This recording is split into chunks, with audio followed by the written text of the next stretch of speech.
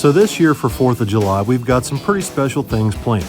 Limpy's putting on a cash days down at KD Dragway this weekend, and Jimmy Dale's here, as well as Tony and Tess from California. And they brought the gray mare with them to take down and drop off at 10 Soldiers to have some work done. So anyway, that's what's going on this week. But tonight, it's 4th of July. Vicky's got the grill fired up on the back patio, and Billy's got some plans for later on this evening that include, well, just about anything and everything that you can imagine a red-blooded American family would want to do on 4th of July. And obviously this is going to include risking life and limb to have a good time. Between the go-karts that we have collected here at the shop over the last year or so, and a few that Billy found on Marketplace, we have 4 running go-karts for tonight's Firecracker 500, the inaugural 4th of July weekend go-kart race held here behind our shop. Somehow Jimmy ended up on my go-kart, which happens to be a one-seater with the largest tires and the longest wheelbase, but most importantly, the most stable seating arrangement for one person. Billy's driving the one with the American flag, and Tommy's driving the shifter cart, which happens to be a 2-seater with a 2-speed transmission. As one might expect, everything was going along pretty good until, well, things escalated. You know what they say, rubbin's racing. But Jimmy almost came clear out of that go-kart after things got a little tight exiting the hairpin, and he accidentally ran over the front tire on Tommy's cart. It took a few moments for Tommy to gather himself up, which put him down a lap. And then on the last lap of the race, Jimmy dives down low coming out of turn 2, pulls a bump and run on Billy on the back straight, and then heads straight for the infield for victory lane. While the racing action was over for the night, the real fireworks were just about to begin out in the infield. Earlier in the week, Billy and Kenny had paid a visit to Phantom Fireworks, and Kenny was appointed our head pyrotechnician. Jimmy Dale claimed that Kenny was going for the world's record for the most fireworks set off by a single cigarette. But given the fact that the fireworks went on non-stop for over half an hour, I don't think that math adds up. Anyway, while they're setting off fireworks, I got out the drone and carefully calculated the proper altitude, and I hovered about 50 feet above that elevation with the drone to capture these shots. Some got a little closer than others, but the drone survived the evening without any problems.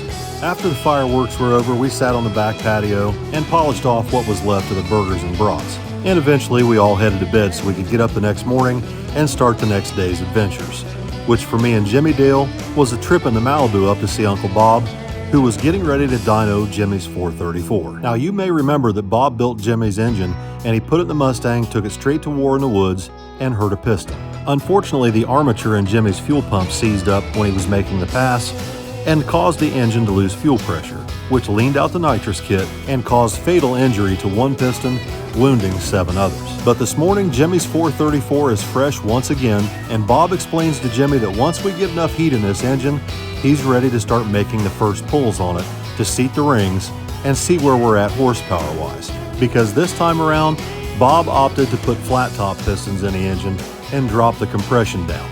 Although while the engine's sitting there on the dyno, you would never know that the compression's down from where it was last time based on the way the engine sounds. We were only 5 minutes away from making our first pull when we lost power, and I don't mean horsepower. What happened, Bob?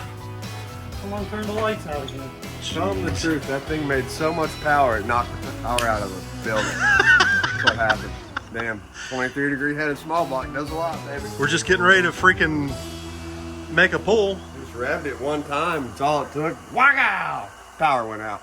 We're up here at Uncle Bob's, and we're just getting ready to make a pull on Jimmy Dale's 434, and the power goes out. You can't make this up. Oh my goodness. Hard to tell what's going to happen next. God, that thing sounds good though. Bob went ahead and put flat top pistons in it this time. Jimmy got his dome pistons taken away from him because we're not so sure Jimmy can be trusted with all the compression. So it's a 434 flat top piston this time. Everything's the same, just lower compression. We had to take your freaking dome pistons away, Jimmy. I'm sorry. That's all right. I do need a big tuning window. With that motor I got in there right now, I went in the grid. I said, how much time can I pull? And it said, I said, oh, let's pull 22 degrees. It said, you can only pull 20. I said, we'll pull all 20 then. Jimmy and I waited around for about an hour up at Bob's, but the power never came back on. So we headed back to my shop to check in on Billy, who was working on his wastegate dumps, so we can make some test hits on this truck, maybe later on this evening. While Billy's busy welding in the shop, Kenny and I decided to go out and start working on the 64 and replace the ignition system. For whatever reason, I've had 3 HEI ignition coils fail in the last 3 months. So I placed a call into Jegs to Uncle Terry, who dropped off some parts for me on his way home from work. Thanks, Unc. You right, no problem. That's what I enjoy. I enjoy coming back here every time I get to come. See you later. All right, take care. I had Terry drop off a brand new MSD ready-to-run distributor, as well as a melanized distributor gear, since the C10's engine has a billet roller cam. After I swapped out the distributor gears and locked out the ignition timing, it was time to pull the HEI distributor out, install the new distributor and ignition coil, set the ignition timing, and fire the truck up. Of course, as soon as June Pup saw the truck was back up and running and the door was open, she hopped in to go for a test drive with me. Now, once again, this distributor that we put in the 64 was MSD's ready-to-run billet distributor that does not require a separate ignition box. Since we travel quite a bit with this truck, I'm trying to keep everything as simple as humanly possible. Over the last 35 years, I can never remember having a problem with an MSD pickup module. But I have had some bad luck with the ignition boxes, so I would rather not have one in this truck in case I have to find one out on the road in the middle of the night along the interstate somewhere. Anyhow, as I was finishing up for the day, I start to hear some noise coming from out behind the shop. I went out back and found Jimmy, Dale, and Tommy on the go-karts, but this time, Jimmy's driving one of the two-seaters, and Jimmy's having a considerable amount of trouble staying in the driver's position. He's not able to keep both hands on the wheel, and he's definitely not able to stay in first place. Therefore, Jimmy places a request for some sunglasses to block the rocks, dust, and dirt from getting in his eyes. After his pit stop with Mr. Kenny Powers, it's time to get back after it. Jimmy continued to struggle trying to stay in the driver's position with his long legs. Every time he took his foot off the gas to stabilize himself and move himself back over into the driver's position, Tommy would take the lead. Although Jimmy put up one hell of a good fight for at least 2 or 3 laps, eventually Jimmy would end up out in the rough and the bumps would knock him out of the driver's seat.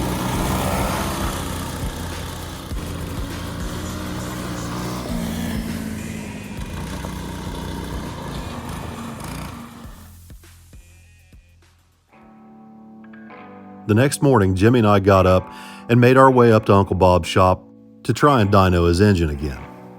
We were supposed to be up there early.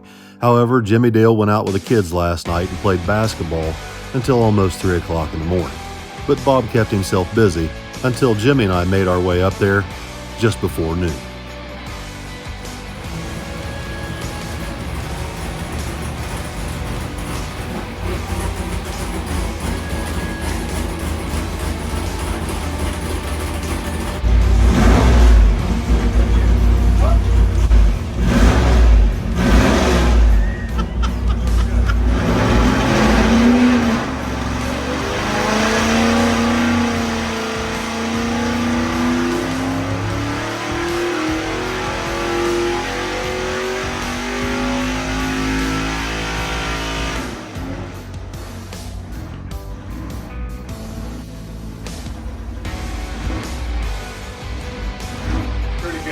$5.99, $6.12. Did it really? $5.99. You didn't On the see first it? pull? First lick. Damn! Yeah, we put a little belt through it on there. A little bit of this, a little bit of that. We'll be right back where we were. So the last time we were here dynoing Jimmy's 434, Bob had just set this new dyno system up and he hadn't quite got it all dialed in yet. We were struggling a little bit with it to make a nice steady pull. Bob doesn't think it was really as accurate as it should have been. But last time Jimmy's 434 made 607, and I don't remember what the air was. I know it was a lot cooler then than it is now. Today it's like 60% humidity and it's 87 degrees out here in the shop. Of course, much warmer in the dyno room. In fact, it was so hot and humid that the nitrous kit itself was sweating from the humidity. So what did this thing make the last time, Bob, when it had domes in it? 612 or something like that? 607, but 603. But I think it would have made, if we would have had everything right with the dyno, I think we'd have made another 25 horse. but today it's 86 degrees. I agree.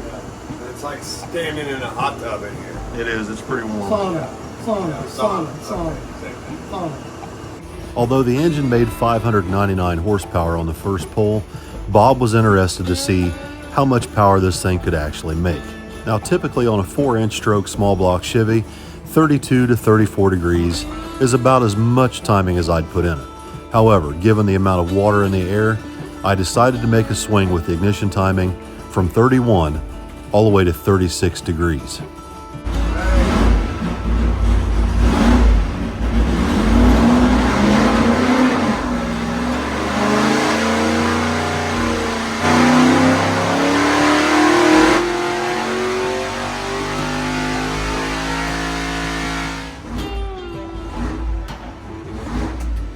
I could tell when you started that pull down low, when you started to shove the handle forward, it was lively and it was ready to go. What did it make that time, Bob? 657. 657? Holy shit, just with a few degrees of timing? I mean, I could really tell it was ready to go when you shoved that handle forward, but I would have never guessed it'd pick up that much. 657, Jimmy. 657? Didn't like that timing. How much timing you put in it? Don't worry about it. Enough timing. To pick up 58 horsepower with just a few degrees of timing is pretty extreme, so we wanted to make another pull to back it up and make sure it wasn't a fluke.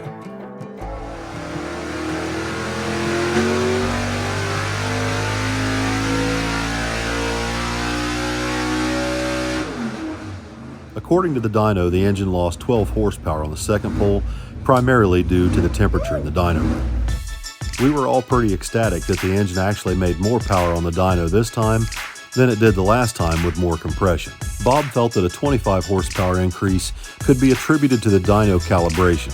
Otherwise, the only differences was less compression and a different carburetor. Whatever the case may be, we were just happy that the engine sounds good, has good oil pressure, made really good power, and it's ready to go back in the car whenever Jimmy needs it. After Bob pulled the engine off the dyno, he and Jimmy bagged it up, put it on a cradle, set it in the back of the 64, and Jimmy and I start making our way back towards my place. On our way back home, Jimmy mentioned that he wanted to stop by Mark's and pick up some spark plugs for the 427 that's currently in his car before we take it racing this weekend. And thankfully, Mark keeps almost every heat range of NGK racing plug in stock for us, just in case we might need them. And typically, at a pretty good price, too. Yeah, 58.20. How much are 58.20? Well, I don't know. You find out. What? Oh. Yeah. I'll work here. Oh, look Part there. time. Oh, cheap. How do we adjust the price? We don't adjust the price. After we picked up Jimmy's spark plugs, some oil, and an oil filter, we headed back to our house to see what's going on in the shop. And Tony and Tess have their white Mustang pulled inside at the moment, replacing the clutch in it yet again. Once Tony and Tess get this clutch replaced, we need to back the white car out, bring Jimmy Dale's engine in, unload it out of the 64, set it in the shop, and then bring Magic Johnson in to do an oil change and put a fresh set of plugs in it. So to help the process along, everybody kind of pitched in to help Tony and Tess get the car all finished up and get it off the lift. Tony's been struggling to try and get the right clutch combination in this car that's still streetable, but yet will hold the amount of power the car makes on motor, let alone on nitrous. So far, it's been a lot more difficult than he ever expected. They're making shirts for me. It says Jimmy Dale 24. He said 23, but I told him, you put 24, you can sell it for a longer period. And he says, I'm jacked up, but I'm not jacked off. So that brings us to Friday, race day. Billy and Tommy are in the dually, Vicky's driving the Suburban down full of merch, and me, Tony, and Jimmy Dale will all be following along behind Billy for the 2.5-hour drive down to southern Ohio to a little town called South Webster, home of one of the most legendary no-prep outlaw drag strips in the entire country. I can remember my first time going to KD. I thought there is no place down here in this area flat enough to build a drag strip. For 660 feet, it's pretty level, but the shutdown goes straight up a hill. Now, Friday night was a Run What You Brung shootout, but the highlight for me was going to be the kids' big wheel races that Vicky and I always host in honor of Kent Rose. Although Kent was known for being the arm drop guy, we've got Limpy himself here to flag the races tonight.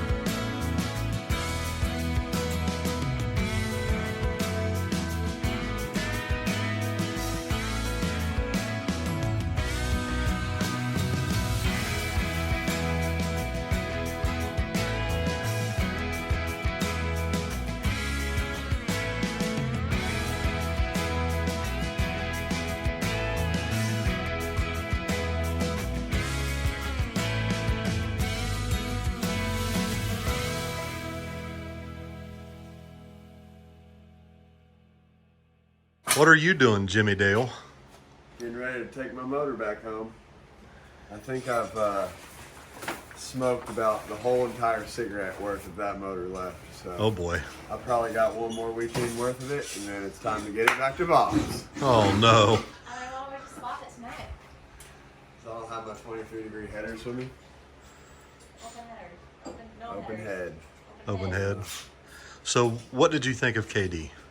The atmosphere is insanely cool, and the people so freaking cool. The hill, intimidating, but the surface was sketchier than the hill. Everybody, what do you think of the hill? Like, the hill ain't shit. The surface is what's scary. For real, right? So you've got some pretty good video coming out, right? You gonna put a video I together? think everybody has a good idea. Why Yeah, not? well, yeah. We're not gonna get into that. But Jimmy Dale's gonna have a video up. The kids are gonna have a video up. Tess and Tony are gonna have a video up, right? She's back there working on hers right now. Yeah. Tony Titanium is back here installing lighter weight carpet. Titanium carpet. Titanium carpet. I think the original stuff's original from. Oh, jeez. Let me guess. Hi, Jimmy. All right, so we're home, and we've all had a chance to get a little bit of rest, and we went and had dinner tonight down at Papa Boo's. We went and had dinner down at Papa Boo's, and drove to Malibu, and Jimmy drove Magic Johnson, and Tess and Tony took the white car. After Tony gets done putting this titanium carpet in, we got to load up Jimmy's engine in the back of his pickup truck, and he's headed out in the morning to go home. And Tess and Tony are flying out tomorrow, I think. You guys flying out tomorrow? Tomorrow, yes, sir. Okay, so they're flying out tomorrow. But we had a good time this weekend down at KD. You'll see all that interesting footage coming up early this week, I'm sure. So what are you doing now, Jimmy? Winging it. You're helping Tony install his carpet kit and tightening what? The bolts on his battery tray? This is how meticulous this dude is. It already had carpet in it. The carpet was crooked. No, so that he was- got a whole new carpet kit. No. So he could unbolt the battery box No, and no. straighten the carpet. No, let me correct you. I already straightened it last year when I bought the car. Oh, I undid everything, but I noticed that the carpet was shitty, so I bought new carpet. I cleaned all underneath before we left, and then I WD-40 everything underneath, so it's all nice. I try and tell everybody that Tony's a freak, but nobody believes it. Oh, we all believe he's a Showing it freak. now. Stick shift, Where's people. the washer? Here, hand this to him and do your thing while we'll just take it. Go, it's going down. Look at how much room you have now. How did he give me the wrong fucking size socket? No, yeah, it's get him the right one over there. Why are you smacking my hands? Because For a sense of urgency. Where's the wrench? how many idiots does it take to put tray in? I'm losing it. That's tight enough, right? No. It's just hand tight. All that was hand Yeah, tight. because How much fuel's in that tank? I'm gonna drove the shit out of it. Did you hear I raced Jimmy Dale No. on the street? Yeah, how'd that turn out? How do you think that turned out? Automatic versus stick. You had all the weight in your car. Oh my god. Here comes the excuses. I'm on the front bolt. Yeah, but we don't have a nut. Well, we lost the nut a long time ago. Oh boy, I hate it when that happens. There's literally a dirty handprint on it. Make sure you get a good video. Oh, I found the nut. Hurry up, put it on, because I can't hold this shit much longer. Got it. All that to change the carpet. It was already in there. There was already carpet in it. There's carpet in it that you had cleaned about 6 times. Yeah, I wore through it. Once the new carpet kit got installed in the Mustang, it was time to back the Mustang out and bring Jimmy Dale's pickup truck in so we can load up his 434 so he can take it home with him tomorrow morning. Come on. Thanks, Dad. The next morning, I got up to check on Jimmy to make sure he's ready to go back to Texas. Basically, I wanted to make sure when he left the driveway, he wouldn't need to come back. I'm gonna show him my dirty truck now. Is that what you're doing? What do you got over there in the passenger seat, Jimmy? I got my dangling pole, some trash, my puffer, some clothes, you know, just in case I get a screw loose. Once I made sure Jimmy Dale was ready to hit the road, I sent him on his way. He's got a 15-hour drive one way back to Texas.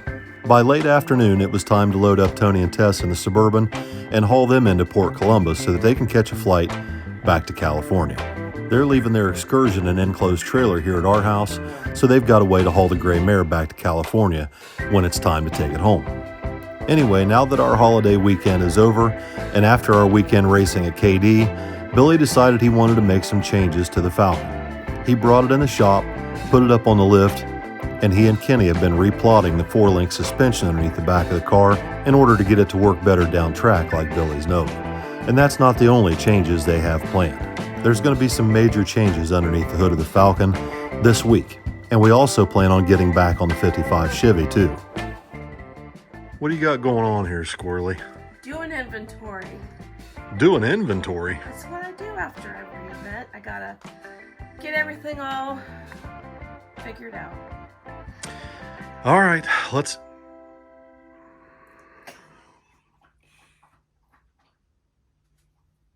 Of course. Okay, let's do it. Okay, so for the month of July... Oh, hold on.